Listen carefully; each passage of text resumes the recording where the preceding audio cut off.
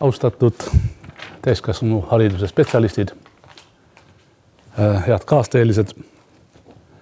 Nagu te kõik teate, käib praegu Glasgow's üks maailma kõige suuremaid tippjuhtide kohtumisi, juba 26. kliimaprobleemidele pühendatud arutelu. Kõigi nende tippkohtumiste eel ja ajal on teadlased püüdnud riigijuhtidele head nõu anda. Nii ka seekord. Ühisel häälel kõnelesid eile õhtul rohkem kui 40 riigi peateadurid, Eesti nende seas. Et seetõttu julgen ma tarvitada mina vormi. Ega me kõik arvagi, et riigijuhid seda nõu kohe kuulda võttavad, sest enam-vähem sama head nõu on antud juba viimased veerand sajandit. Ja pealt näha mitte eriti tulemusrikkalt, nagu on üsna häälekalt väljendanud Greta Thunberg. Sellest hoolimata ei tasu mitte mingil juhul alahinnata nõu andmise pikaajalist mõju. See on nagu tehnoloogiliste muudatustega. Amara seadus, Roy Amara järgi, ütleb, et me kipume ülehindama tehnoloogiliste uuenduste lühiajalist mõju ja hullusti alahindama tehnoloogiliste uuenduste lühiajalist mõju ja kipume hullusti alahindama nende pikaajalist mõju. Ja sama toimub nõuannetega, eriti nendega, mis on antud lastele. Ja mõneti parem seis on nende nõuannetega, mis on antud õppuritele üldiselt või ümberõppivatele täiskasvanutele. Sellega seoses on kõige kuulsam kaasaegne Eesti soost teadlane, mälu-uurija Endel Tulving meile selgitanud, et isegi parimat nõu tuleb anda eri sõnastustes päris mitu korda, et see kohale jõuaks. Ja see käib ka õppimise kohta. Eriti siis, kui õppuriteks on suurte kogemustega täiskasvanud, need, kes on juba elus midagi saavutanud ja kes maailmast natuke teavad. Ja selle kogemuse ja maailmast teadmise puhul on meil üks tõsine aga. Me teame nimelt Murphy seaduste kogusse kuuluvast Clarki seadusest, kuidas asjad mis tahes olulise idee puhul käivad. Reaktsioonid on üldiselt 3 astet. Alguses ümbatakse, et see idee on ju võimatu, ärge raisake mu aega. Üsna varsti kuuleme, et see on ju võib-olla võimalik, aga ei tasu ettevõtmist. Ja kui asi on kellegi 3. poolt korda aetud ja juba korralik kasum välja võetud, siis eelmise 2 mõtte eest kõnelejad ei unusta mitte kunagi kinnitamast, et nad on kogu aeg rääkinud, kui hea idee see tegelikult oli.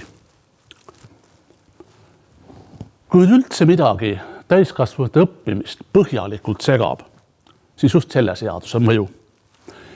Sest see lõhub väga inimeste usaldust, kui käilakujude positsioon nõnda muutub. Kooliõpilisi puudutab see veidi vähem, sest nemad ei pruugi olla kuuldudki praeguste käilakujude varasemaid sõnu. Ja me üldse ei pruugi täpselt mäletada, mida keegi nimelt varem ütles. Aga Endel Tulving kinnitab, et meie mälu on selle kinni püüdnud ja salvestanud. Ja mingil sobival või tegelikult tavaliselt väga ebasobival ajal ilmub see aspekt jälle nähtavale.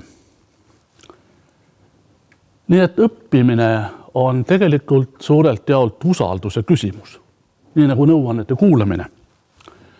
No nüüdise ajal me eelistame õppida mitte iseenda valusate kogemuste kaudu, aga teistelt. Nendelt, kes teavad.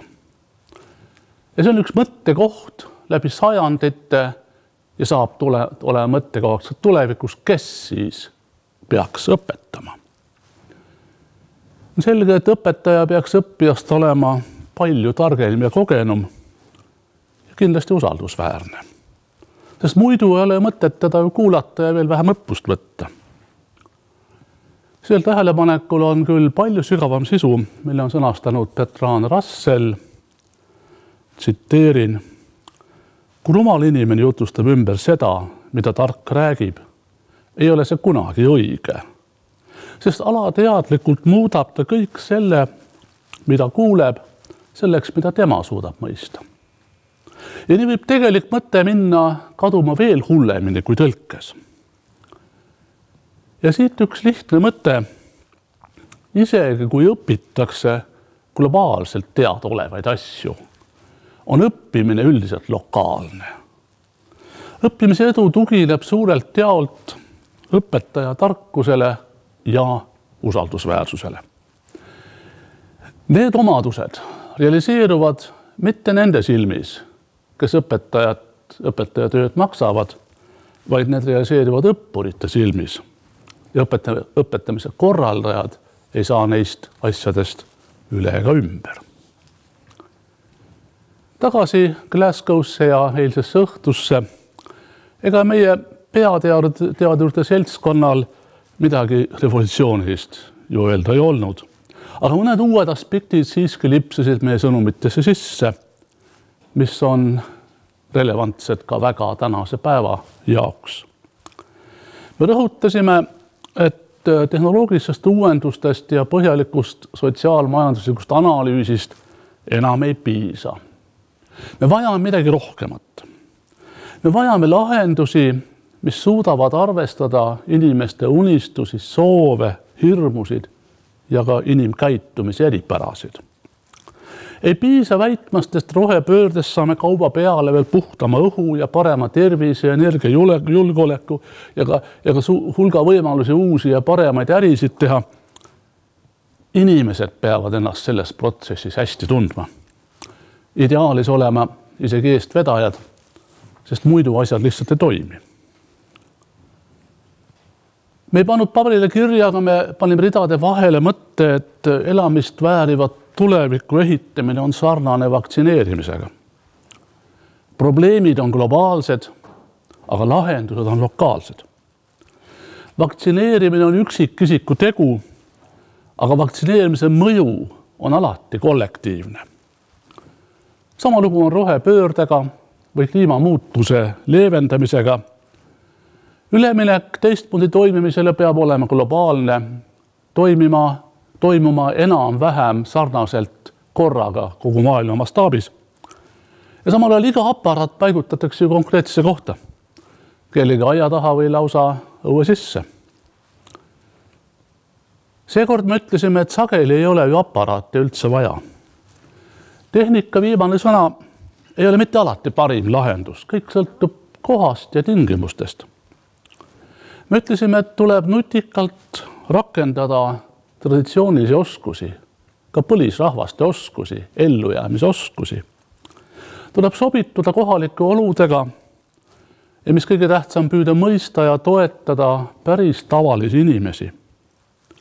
Ja me arvasime, et kohalike olude tundmine pluss kohalike inimeste kaasamine ja neile sobiva õpetuse pakkumine on sageli suurim samm elamist vääriva tuleviku poole.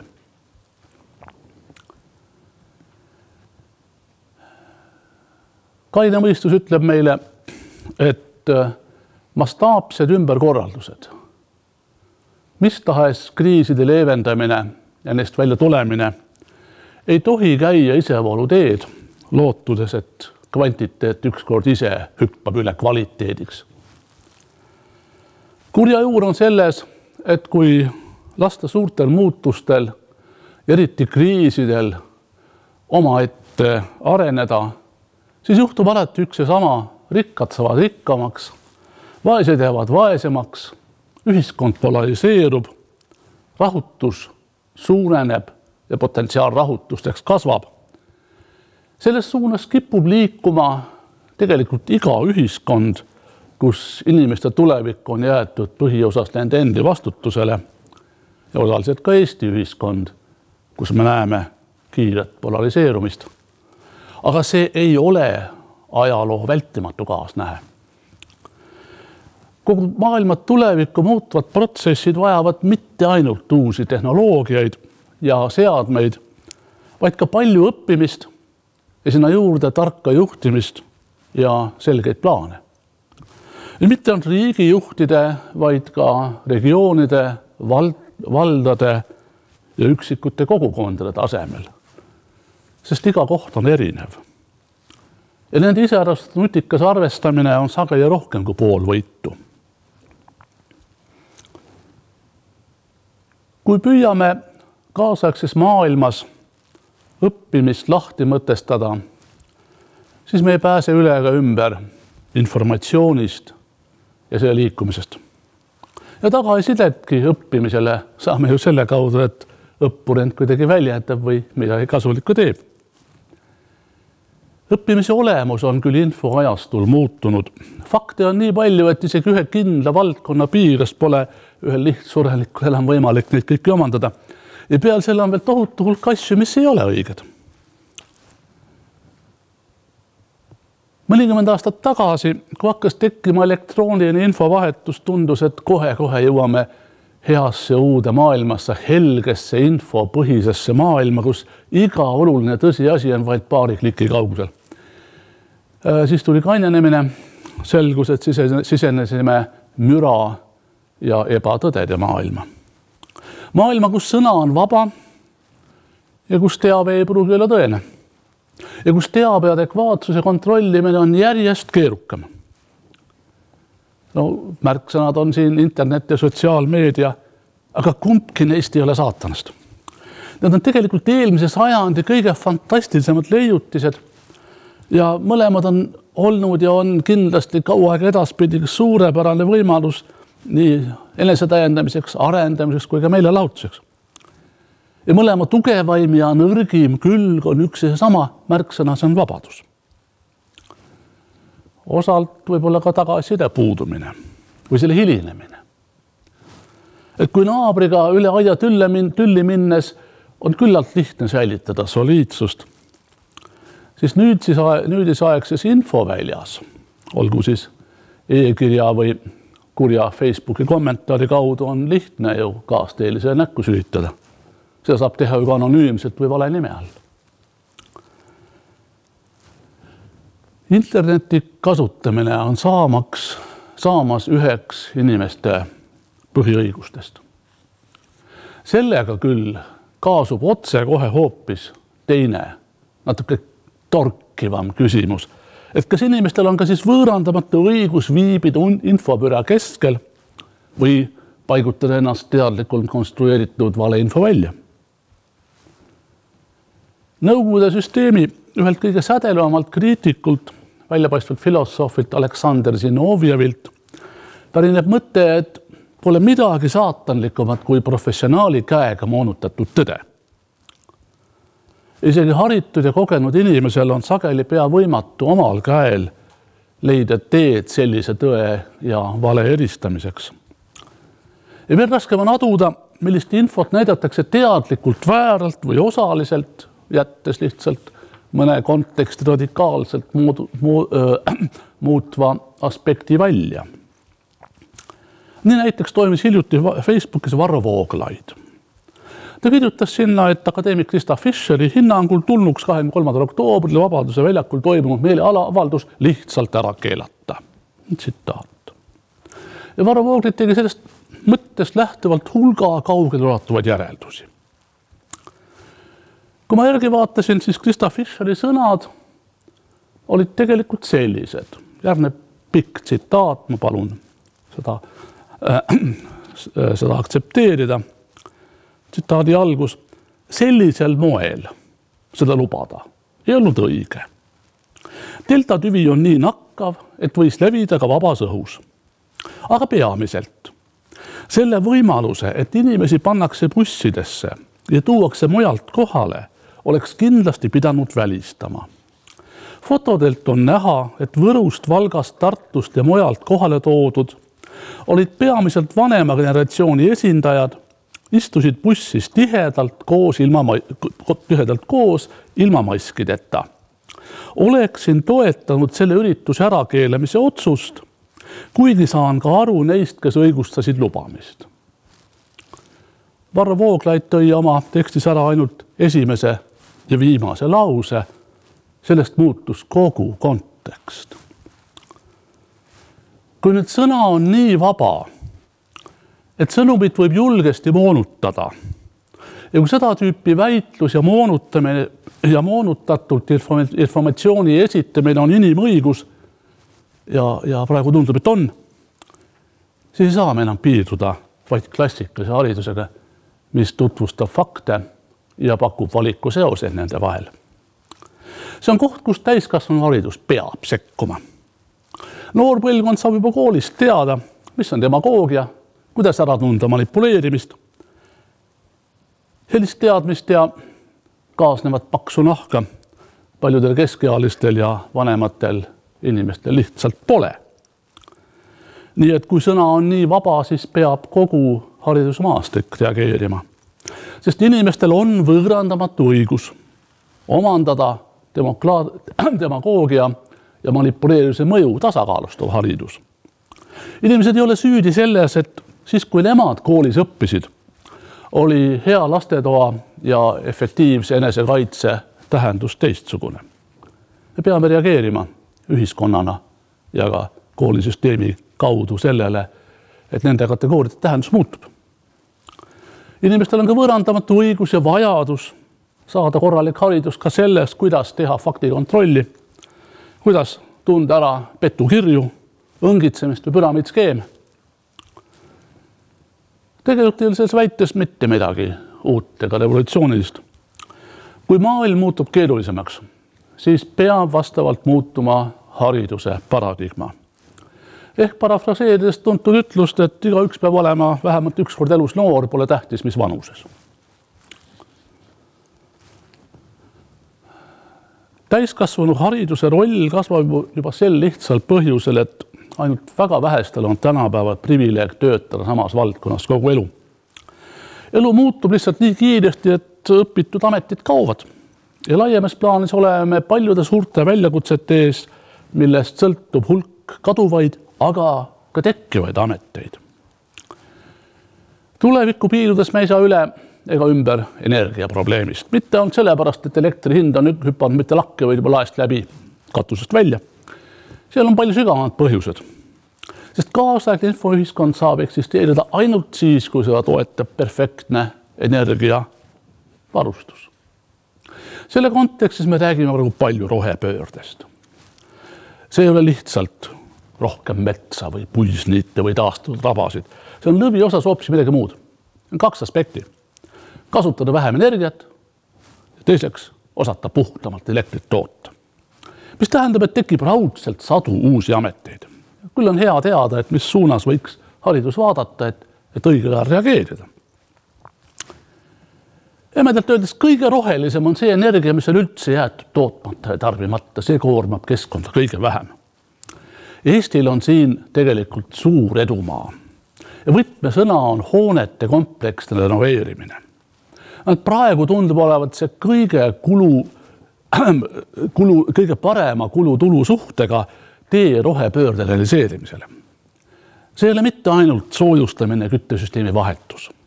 See on ka kohalik energia tootmine, energia salvestamise võimalus, hea ventilatsioon. Kui seda teha, siis hoonete energiavajadus väheneb lausa 2 korda. Eks ka leevendatakse tiputarbimist, ei pea kaablid nii jänedad olema, leevendatakse energiadefitsiiti külmal ajal, aga luuakse ka hea sisekliima ja surutakse maha õhukaudu levivat viirushaigust. Selles mõttes on Eesti mitme aasta võrra Euroopast ja maailmast ees oma praktiliselt tööstuslike lahendustega, mida pakub akadeemik Jarek Kurnitski töörühm. Sellest hoovusest on praegu väljas väikeelamud ja administratiiv- ja tööstushooned. Ja selle võrra, kui inimeste jõukus ja energiahinnad mõlemad kasvavad, leidub kindlasti neid, kes rehkendavad, et hea soojustus, ventilatsioon ja uued küttesüsteemid tasuvad ennast päris kiiresti ära. Ja on päris kindel, et nende majade kõpitsemisel saavad veel paljud mitukümmend aastat tööd ja leiba. Igas kogukonnas on ju hooned erinevad. Ja seetõttu nende kõpitsemist tarvis palju erinevaid käsi ja ajusid, sest iga lahendus on individuaalne. Ja kes siis veel kui mitte kohalik omavalitsus oskab hinnata, kui palju ja millised oskusi oleks tarvis omandada või millised nõuded paika sättida. Selle kohta käivad küll Antoine de Saint-Exupéry kuulsad sõnad, mille ta pani rebase suhu. Kõlavad lihtsalt ja kompaktselt, kui taltsutad, siis vastutad. Kui annad soovituse või sätid paika regulatsiooni, siis õpeta, kuidas seda mõista ja järgida. Teine viis liikuda rohepöörde poole tähendab puhtamalt energiatootmist, elektritootmist eelkõige. Ja keskne probleem oli mitte see, et me toota ei oska. Keskne probleem on selles, et elektrit lattu toota praegu ei ole võimalik. Tootmine ja tarbimine peavad kogu aeg olema tasakaalus. Ja siit siis taastuvate energiaallikate, päike, tuul ja muud murekoht. Meie kliimas võivad äärmuslikud tuulevaiksed ja külmad perioodid talvel kesta kuni 3 nädalat. Ja õnnetuses kattuvad need samasugustega Põhja-Euroopas päris palju. Seetõttu me vajame massiivset energiasalvestust. Salvestuskomplekse mahutavusega 5 ja isegi parem 10% kogu aastas tarbitavast elektri hulgast. See tähendab, et tulevikuenergeetika keskne ülesanne on mitte energia tootmine, vaid energia salvestamine. Sest see suur süsiniku heide ja surve keskkonnal, mis praegu meil on, tuleb mitte oskamatusest puhtamat energiat toota, vaid sellest, et vahel peame tootma reostavatest allikatest. Energiasüsteemi muutumine ja muutmine algab tegelikult selle kõik tagumisest otsast, kohalikust omavalitsusest, isegi Ääremaalt. Et sealt, kus varem ainult tarbiti ja maksti, tuleb nüüd hakata tootma ja salvestama. Et ei oleks vaja nii jämedat traati ja nii võimsaid trafosid. Ei ole vaja saata elektrit Narvast Pärnusse ja pärast jälle tagasi. Tehnilised sõnad on muidugi keerukad, see on elektrivõrgu ja ülekandekulude optimeerimine. Aga tegelikult ka see tähendab palju uusi ameteid ja sadu, kui mitte tuhandeid uusi töökohti. Ja nimelt seal, kus varem ainult tarbiti ja maksti. Väga paljud asjad, mis on praegu plaanis, ulatuvad otsaga inimeste juurde. Olgu see kas või Keskkonnaministeeriumi uue keskkonnavaldkonna arengukava Kevad. Selle selgroo 6 vaalast üks on ringmajandus. Ja olulised märksõnad on märka, hooli ja tegutse.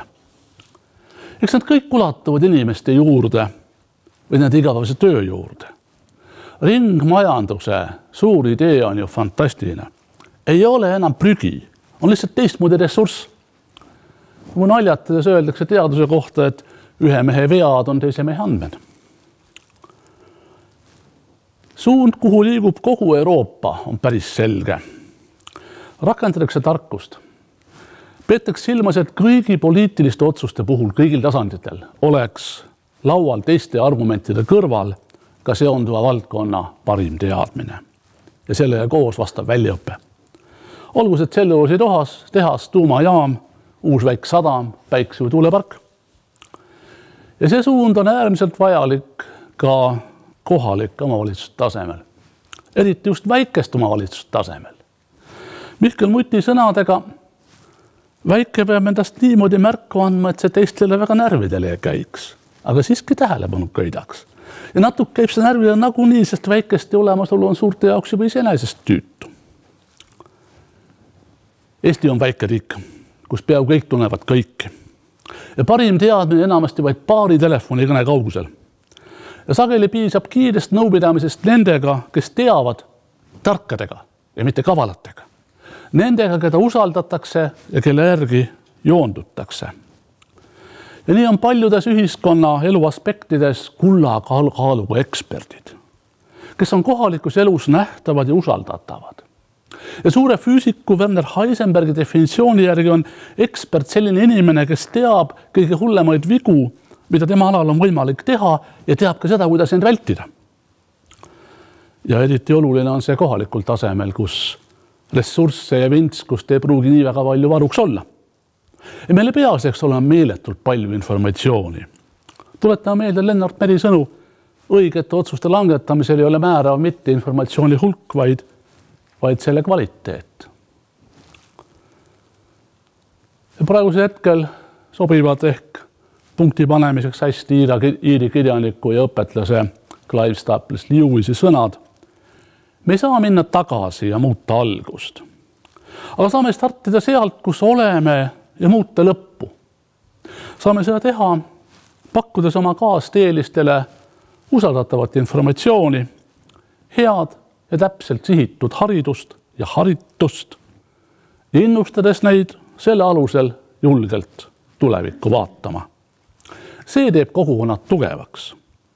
Ja ka meie riik on lõppeks ainult nii tugev, kui tublid ja võimekad on selle pisimad rakukesed. Aitäh!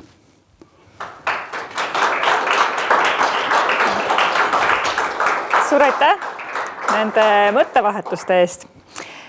Väga palju erinevaid märksõnu ja mõtteid, mida siit ettekandest kõrva taha panna. Võib-olla enim, mis mina enda jaoks siit välja nokkisin, oli just see märksõna, et õppimine kui usalduse küsimus väga selgelt tegelikult mitmel tasandil ja kohapealsete olude nutikas arvestamine. Et võib-olla tõesti on aeg sealmaal, kus ääremaastumine on varsti kujunemas hoopis selliseks positiivseks märksõnaks, mitte enam negatiivse alatooniga märksõnaks. Aga võib-olla üks küsimus ka siia juurde veel lõpetuseks, et kui nüüd mõelda sellise ühe soovituse peale, mida teie annaksite selle ettekandele tagasi mõeldes kohalikele omavalitsustele, siis mis see oleks? Mida kohe tuleks tegema hakata? Kuulake tarku ja mitte kavalaid. See on Francis Baconi sõnadest, et ei ole midagi ohtlikumat riigile kui see, et kavalad saavad esineda tarkadena. Ja kuidas tarkust ära tunda? Ma arvan, et see paistab ikka üsna kiiresti ise välja. Selle jaoks on meil olemas väga palju kainet mõistust kõigil. Ja veel on tulnud meil Sliidosse ka üks küsimus. Kuidas selgitada selle ettekande põhisõnumit 10 000 Eesti inimestele, kellel on ainult põhiharidus või veelgi vähem? Igaüks neist oskab midagi, mida teised ei oska. Ja ärge kartke oma oskustega välja tulla. Mõni oskab väga hästi näiteks küttepuid lõhkuda, mõni tunneb metsas ära, teeb vahet kukesene ja võisene vahel, mida mina enam ei tee. Ja mitte ühegi panus elamist vääriva tuleviku poole ei ole liiga väike. Et alustada sealt, mida sa ise saad anda endast võib-olla natukene rohkem, kui sinult oodatakse. Ei tasu häbeneda oma teadmisi ja oskusi. Suur aitäh, Tarmo Soomere, Eesti Teaduste Akadeemia president. Ilusat päeva teile.